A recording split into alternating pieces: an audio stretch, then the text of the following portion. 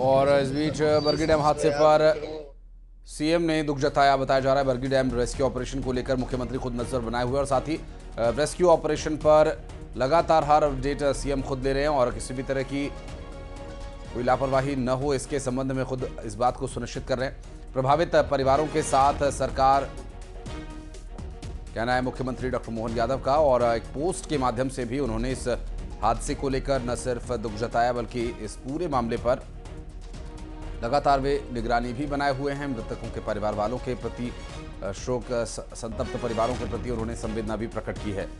और बात करेंगे, हमारे सहयोगी श्रीनिवास इस वक्त हमारे साथ जुड़ गए हैं। श्रीनिवास, इस पूरी घटना को लेकर जो रेस्क्यू ऑपरेशन अब तक चलाया गया उसके बारे में बताइए। क्या कुछ अब तक कितने लोगों को बचाया गया, और चूंकि मृतकों की संख्या भी बढ़कर अब 5 हो गई है, दुखद ये मामला। जी, आपको बताना चाहूंगा कि जिस प्रकार जो मामला हुआ है बरगी डैम में जो क्रूज डूबा है, जिस प्रकार से डूबा था, इसमें बताया जा रहा है 35 से 40 लोग थे, और लेकिन जिसमें से कल रेस्क्यू टीम द्वारा 22 लोगों को जीवित बचा लिया गया था। वहीं 4 डेड बॉडी मिली थी, जिसमें अभी ताजी खबर ये मिली कि अभी एक महिला का और बॉडी मिला है। अब तक मौत का आंकड़ा बढ़कर 5 हो गया है। इसके साथ ही साथ अभी जो प्रशासनिक आंकड़ा की अभी बात करते हैं, अभी भी बोल रहे हैं कि 8 लोगों का अभी ढूंढा जा रहा है, वहाँ पे रेस्क्यू की जा रही है। देखिए, सबसे बड़ी बात है कि सेना ने भी मोर्चा संभाल लिया है वहाँ पे, और सेना के जो गोताखोर है जो वाटर के अंदर की तो वो भी गोताखोर करके बॉडी को निकालने का प्रयास लगातार कर रहे हैं। हालांकि आपको बता दूं कि रात भर जो हुई है रेस्क्यू में बात की है, तो जो क्रूज जो डूबा है उसको ही निकालने का प्रयास किया जाता है। बड़े बड़े क्रेन लगाए गए, क्रेन के माध्यम से उसको निकालने का प्रयास किया, लेकिन अभी तक सफलता उसमें नहीं मिल पाई। लेकिन जिस प्रकार से अभी जो स्थिति जो है कि रात भर जो पीडब्ल्यूडी मंत्री हों, पर्यटन मंत्री हैं, एसपी, कलेक्टर, आईजी, डीआईजी, मतलब प्रशासनिक तबका पूरा ही वहां पे लगा रहा और दूसरी तरीके से निकालने की कोशिश कर रहे हैं। देखिए, जिस प्रकार से क्रूज कल तेज आंधी तूफान हुआ था, आंधी तूफान के कारण तेज लहरें उठी थी और कहीं ना कहीं क्रूज के अंदर पानी भरा था। पानी भरने के कारण क्रूज डूबा था।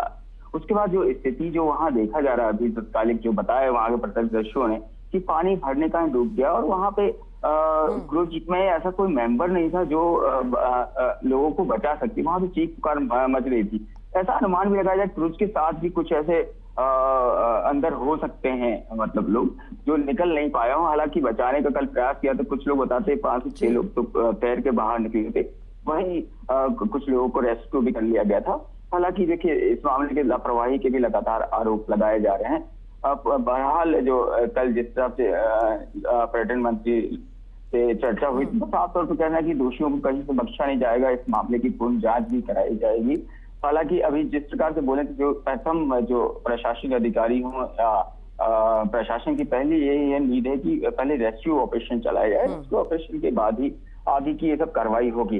बहरहाल जो इस प्रकार से अभी जो घटनाएं जो सामने आए, लोगों का जो कहना है कि कहीं ना कहीं लापरवाही इस मामले में बरती गई है, क्योंकि बताया जा रहा है कि जैसे और जिम्मेदार अधिकारी यही कह रहे हैं कि मुख्य कारण जो है तूफान रहा और तूफान की वजह से संभलने का मौका क्रूज में नहीं मिला किसी को, और ये बड़ा हादसा हो जाता है। ये भी बताइए कि कितनी सत्यता इसमें है, क्योंकि क्रूज काफी सालों पुराना है, दूसरा क्रूज भी है वहां पर लंबे वक्त से खराब पड़ा है, ये क्रूज भी पर दावा यही हो रहा है कि नहीं, क्रूज पूरी तरह से फिट था, कोई दिक्कत उसमें नहीं थी। तो आखिर जांच पड़ताल या वहां के जिम्मेदार अधिकारी या वहां का प्रबंधन क्या कहता है इस मामले में?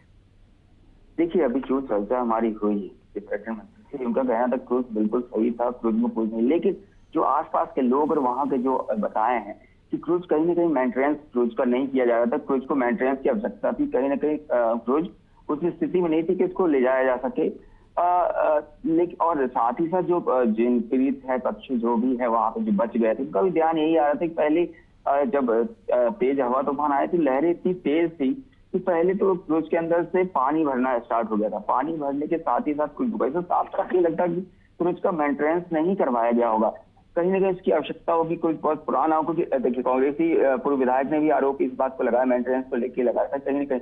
हालांकि प्रशासनिक तौर पर बोला जा रहा है, लेकिन अब जो स्थितियां जो हो रही जिस प्रकार को कि ना वहां पे क्रू मेंबर जैसे ही डूबने लगा, ये तो क्रू मेंबर पहले ही कूद के बाहर निकल गए, लोगों को बचाने का प्रयास नहीं किया, यही बात सामने आ रही। इसके साथ ही साथ वहां कोई भी गोताखोर नहीं थे क्योंकि इसको रेस्क्यू कर सके, इनको करने। ये भी एक बड़ी मामला जो सामने आ रही है इसकी मामले, क्योंकि आप क्रूज चला रहे हैं, साथ ही साथ एक नई बात ये भी सामने आई है, जो वहाँ जो सैलानियों को चढ़ाया गया था, लेकिन उसको लाइफ जैकेट नहीं दी गई थी। ऐसा भी एक खबर आ रही थी, लाइफ जैकेट उन्होंने रखा था, लेकिन तो सैलानी वहां पे बिना लाइफ जैकेट के ही इसमें क्रूज में सवारी कर रहे थे, उसका लुत्फ उठा रहे थे ट्रिप का।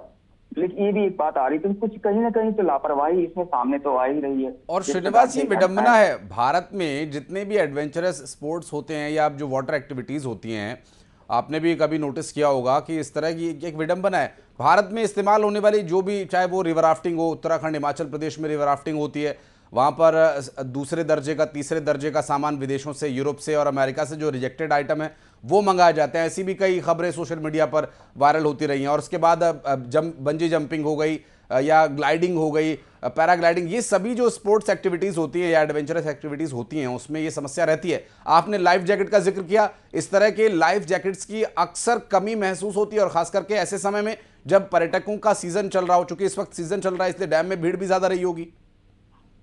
जी, आपका बिल्कुल कहना सही, क्योंकि जिस हिसाब से देखिए 135 से 40 का आंकड़ा हम दे रहे हैं, लेकिन लोगों का वहाँ जो कहना था, इसमें जो गिनती उन्होंने किसकी थी कि वो टिकट कटाए गए थे 29 लोग, लेकिन उनके साथ बच्चे जो होते हैं, बच्चों का भी टिकट नहीं कटाया, उनकी गिनती बनी थी, क्रू मेंबर की गिनती नहीं ली गई इसमें। तो कहीं ना कहीं संख्या बल से ज्यादा लोग थे उसमें, और उतने लाइफ जैकेट देखिए जिस तरह सीट रहती है उसके हिसाब से लाइफ जैकेट रखा जाता है, लेकिन जब क्षमता से अधिक जब वहाँ पे यात्री रहेंगे तो स्वाभाविक कहीं ना कहीं लाइफ जैकेट कम।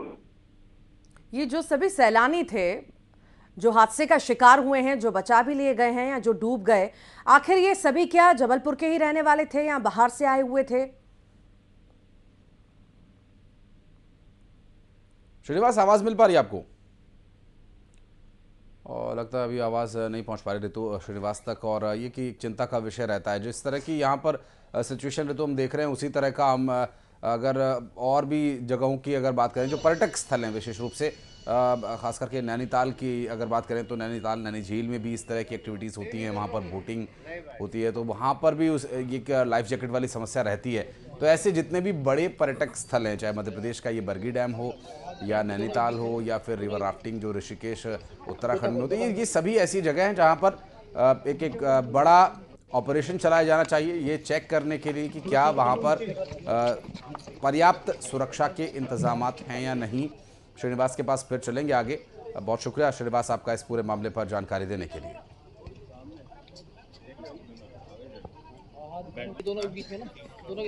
ये तस्वीरें आप देख रहे हैं, रेस्क्यू जिस समय किया जा रहा था, लोगों को बाहर निकाला जा रहा था। हालांकि अब तक 5 शव बरामद हुए हैं और 20 से ज़्यादा लोगों को बचा लिया गया है, और अब भी कई सारे लोग लापता हैं जिनकी तलाश लगातार यहाँ पर टीमें कर रही हैं। और इस पूरे रेस्क्यू ऑपरेशन पर सरकार की नज़र है, मुख्यमंत्री की नज़र है, और यही दावा किया जा रहा है कि जल्द से जल्द सभी को निकाल लिया जाएगा। पर स्थिति ऐसी दिखती नजर नहीं आ रही है। जिस तरह ये बड़ा हादसा होता है और इतने घंटे बीत जाते हैं और लोगों का पता नहीं चल पाता।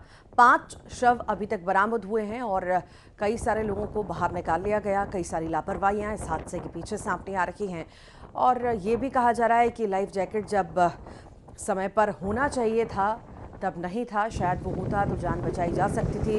गोताखोरों की टीम वहाँ पर मौजूद नहीं थी कि लोगों को बचाया जा सके। तो कई सारी लापरवाहियाँ हैं जिन पर अभी जांच पड़ताल होगी, पर पहली प्राथमिकता यही है कि जो फंसे हुए हैं, जो नहीं मिल रहे हैं, उन्हें जल्द से जल्द वहाँ से निकाल लिया जाए। पहले इस पर काम हो रहा है, उसके बाद जांच पड़ताल भी होगी और दोषियों पर सख्त कार्रवाई भी होगी। सरकार पूरी तरह से सख्ती के मूड में है। बरगी डैम की ये तस्वीर आप देख रहे हैं जहाँ पर क्रूज पलटता है, बड़ा हादसा होता है, 40 से ज़्यादा लोग इसमें सवार होते हैं और 20 से 22 लोगों को बचा लिया जाता है। 9 लोग अब भी लापता बताए जा रहे हैं और 5 के शव बरामद कर लिए हैं। और अभी तल पर चूंकि क्रूज फंसा हुआ है किसी वजह से, क्या कारण उसके पीछे ये तो अभी क्रूज बाहर निकाले जाने के बाद स्पष्ट हो पाएगा। और क्रूज में कुछ लोग हो सकते हैं, ऐसा भी आशंका पहले जताई जा रही थी। और अभी ये भी देखना अहम होगा कि क्या और कितने लोग उसके अंदर हो सकते हैं। क्रूज बाहर आने के बाद बहुत सारी बातें और स्पष्ट हो पाएंगी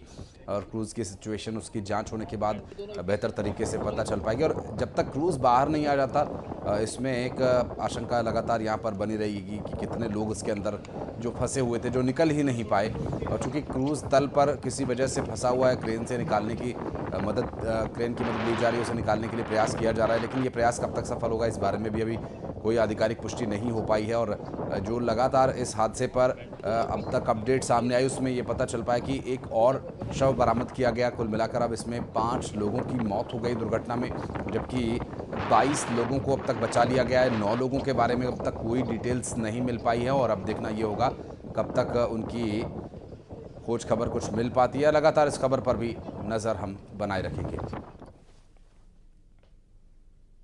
और चलिए आगे बढ़ते हैं, नर्मदापुरम का जिक्र करते हैं, जहां पर 75 साल की एक महिला चलती ट्रेन से उतरते समय